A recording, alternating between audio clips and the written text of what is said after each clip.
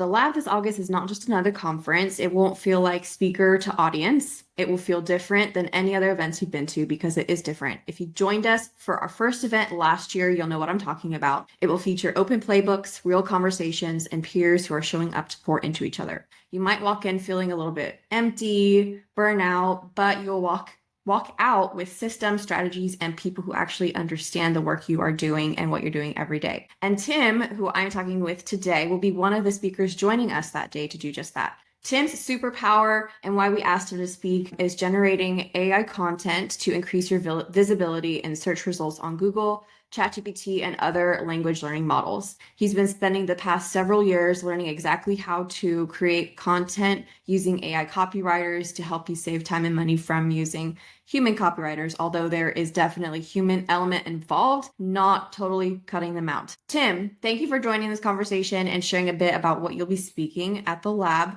When you said yes to speaking at the lab, I was so thrilled. So let's dive into your session and what led you to choose your topic and share. The specific topic you are choosing is something that you first developed for yourself internally and for the industry as a result of the problems you saw. So what were the problems or main problem you saw in the industry? Yeah, there's a real problem. And first of all, thanks for having me, Elena. And I'm excited for August. It's going to be a real fun one. But there's a real problem in the real estate industry. Agents have at least one website. Most do, if not multiple websites. We all know those agents have 2 or 3. And more than half of real estate websites have no organic traffic, period. And so I knew this was a problem. I didn't know how deep the problem went. So I analyzed more than 20,000 websites across every provider I can find to confirm my suspicion. For agents, if you fall into this bucket where you have no or limited traffic, organically that is, you don't have an asset per se. You have a $500 to a $1,500 cost center. And the interesting thing is agents who commit to SEO, search engine optimization, are generating hundreds, and in some cases thousands of organic leads per month. That's not hyperbole, Elena. That's legitimate. I know these agents. It doesn't happen overnight. I will say that. Like, these agents have committed to SEO for years, but it's 100% possible. And so we've accepted this false truth for too long that I can't beat Zillow or I can't beat Redfin and Google. Therefore, I'm not going to try. And I think that's probably the number one reason why agents have steered clear historically as a channel, SEO as a channel. So I've made it my mission of late to raise awareness that agents can and very much are winning with SEO in a big way. Yeah, that's awesome. So after you saw the big problem in the industry, plus the, I guess, misinformation that agents were receiving and the heavy weight they were feeling that they could never compete with the giants in the industry, what did you decide to build? Yeah, I didn't want to build a traditional agency, SEO agency. There are plenty of those out there today. I really wanted to lean heavily into AI. And so initially, the thought here was, I just want to reduce the cost that agents would have to bear. That's why agents don't invest in SEO, whether they just don't think they can win, or the number 2 reason is it costs too much. SEO is certainly not the least expensive channel that an agent can invest in. And the third being SEO takes time. There are no shortcuts with SEO. So initially, AI leaning into it was just to reduce costs, improve speed even. Writers, if you're hiring a quality writer, which you should, if you're hiring human writers, you're going to pay anywhere between $500 to $2,000 per page. That's per page. And I've done that personally. I find a quality writer, they charge $1 per word. I needed a 2,000 word article or page, and so I paid $2,000. Writers take time. It might because they have other work that needs to be done, or it needs to go back and forth, rounds of revision. Maybe they take time off. Whatever the case is, humans take more time. So the idea was, can we drive the cost down, make it more economical for agents, as well as speed things up? Again, SEO takes time. So if we can cut down the timeline it takes for pages to get live, we'll just deliver results faster. So AI became a viable solution to driving costs down, make it more economical. And I'll say this with AI, SEO has never been more accessible, more possible for agents. And then I'll say one more thing. So Veterans United, who I actually used them in the past, that's my first home that I bought for my mortgage, but they conducted a survey, a nationwide survey, Q1 of this year. And the survey uncovered that 1/3 of home buyers are using ChatGPT or other AI tools for house hunting. 1/3. That's a huge number. And so I already know agents today getting business from ChatGPT. I had a call with a friend who's an agent in Reno a couple of days ago, and he told me, because I'm already getting phone calls from ChatGPT. Cold call, picks up the phone. Hey, I'm looking to buy or sell, whatever the case was, and your name appeared in the results in ChatGPT. So it's not just about ranking high on Google search anymore. It's also about getting your brand to appear in ChatGPT. And there's no question, like we're really early to this. There's going to be a massive land grab, so to speak.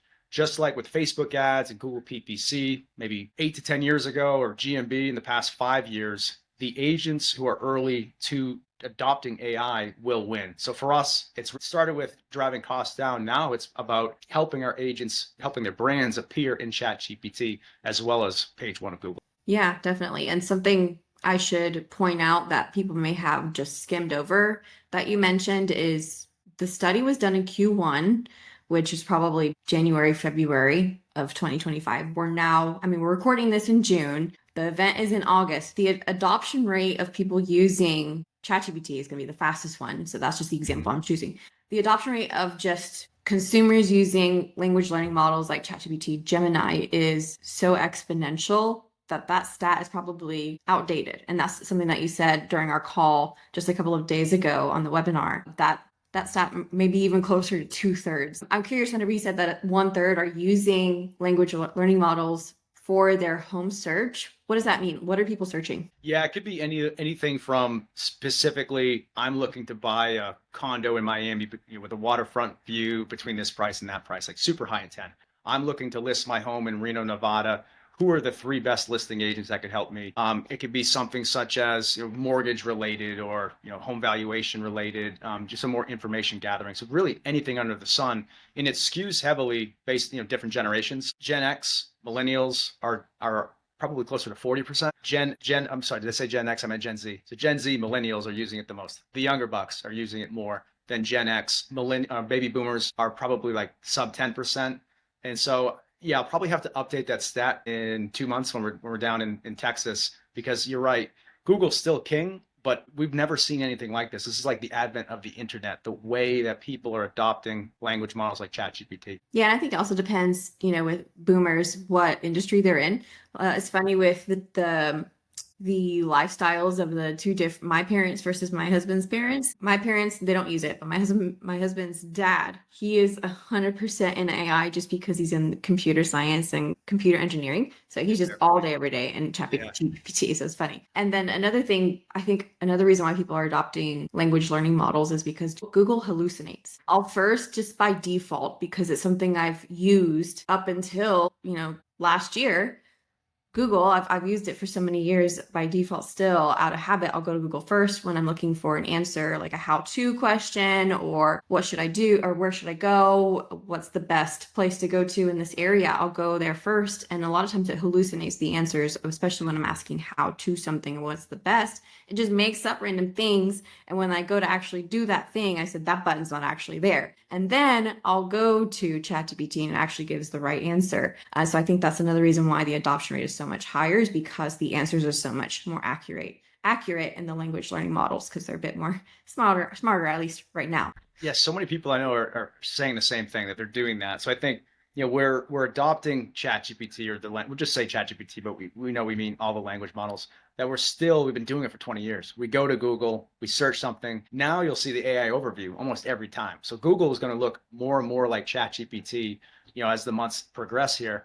And so if I don't get my answer there and I'm looking to have more of a conversation, I then go over to ChatGPT. I ask the same question, maybe I get the answer. And if I don't, well, I can now have a on conversation. So I like to refer to Google as a search engine, right? And then ChatGPT as my answer engine. So I go there for my answers. Yeah, and that's why it's important for agents to prioritize both platforms, Google and ChatGPT. And I would even argue YouTube, because that's my third place. If I can't get the answer in Google, if ChatGPT or the language learning model hallucinates still, then I go to YouTube and I look for a video there.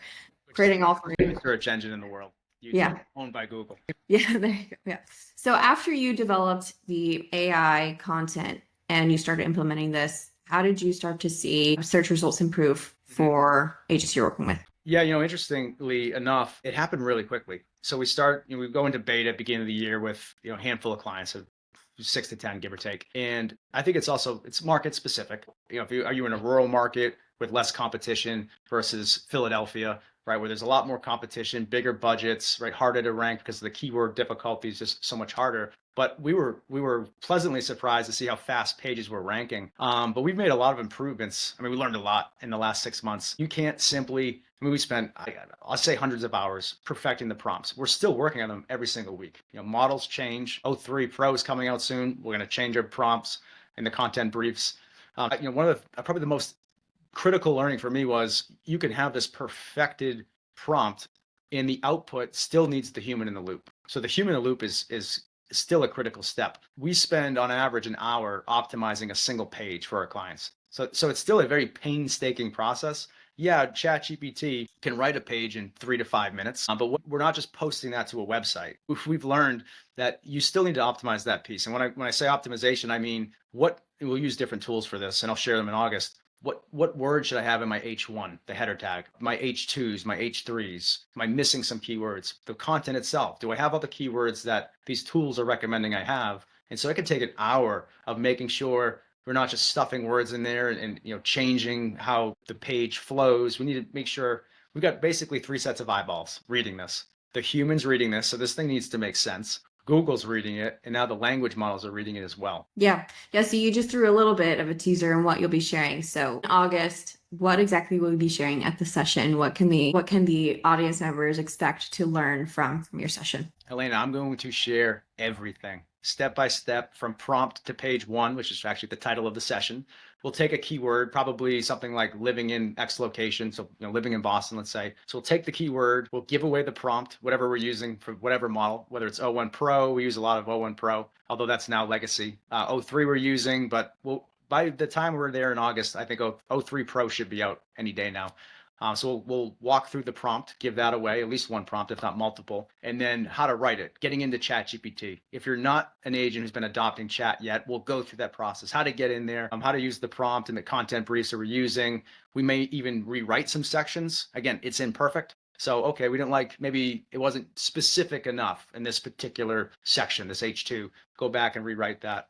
And then the tools that we're using to optimize, where it takes us an hour. We'll go through a couple of those as well to get you familiarized with how to optimize the page. And then I'll even share examples of clients who are ranking on page 1 of Google and in the language models for this exact same keyword with our help. And then, agents will be able to follow this workflow to improve their impressions on Google, their clicks to their website on Google, as well as see impressions from ChatGPT. Yeah. So we wanted to make sure that this event was not like other conferences with 2 main goals. The first one was creating sessions and topics that were actually helpful and not just inspirational keynotes. And definitely got that down with your session and what you'll be sharing. But the second goal was anytime I attend a conference, people are either trying to vigorously write down notes, remembering what is being shared, or they're taking pictures on their phone that I know, and I know the person even taking the pictures on their phone, they're never going to look at that picture again. So I know I struggle with this too. Whenever I'm watching a session, I'll get inspired. Even if it's a teaching session, I'll get inspired, go,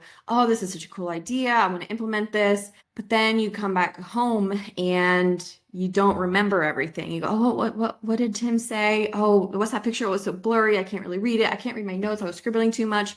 And now there are tools like you can use your voice recorder, and maybe you can try to use a voice recorder and then upload it to chat with the transcript, which might probably it doesn't transcribe it correctly, or there's like the Plod thing now that also can record, or you can use the Meta glasses. I don't think it recorded that long. So all that to say, after your session, can audience members expect some type of playbook or how-to or a copy of something that they can take away to where they don't have to worry about making notes, taking pictures on their phone that's too blurry, silly stuff like that? Yeah. So yes, the short answer is yes. So everything that we'll cover in person, I'll bundle up nicely for you to take home with you. So that way you didn't just sit in a nice session, say, oh, this makes total sense. And then you go home and forget everything. So you'll have that in hand. And I'd love to see after the session what agents implement the things we're doing. Because again, this is exactly what we're doing for our clients today. We're just going to show you, give that away so you can do it for yourself. Awesome. Yeah. So for those attending, and we'll say this throughout the event, don't worry about scribbling notes or taking pictures on your phone. You're never going to see again. Just listen to Tim's session and he'll give you exactly what to do with a copy of even probably the prompts. Will you be sharing those secret prompts? I'll be sharing some of the prompts. Yeah. Prompts are a big thing. You can't just say, create an article and then expect it to be magical. It has to have the correct prompt. Some people say don't overthink it. And I'm in the other camp. Yes, you need to, the less time you spend on the prompt, the more time you spend on the output, perfecting the output and optimizing it. So the more you can get that prompt perfected, the faster you'll get that piece up live on your site, and the faster it will rank on Google and in the results on ChatGPT. Otherwise, the first line will say exciting news. Exactly. Yeah. Tim, we're so excited to have you on August 29th. Thank you for sharing everything you will be sharing. Thank you for recording this video and giving people just a little bit of a sneak peek of what you'll be sharing. Thanks, Elaine. I can't wait.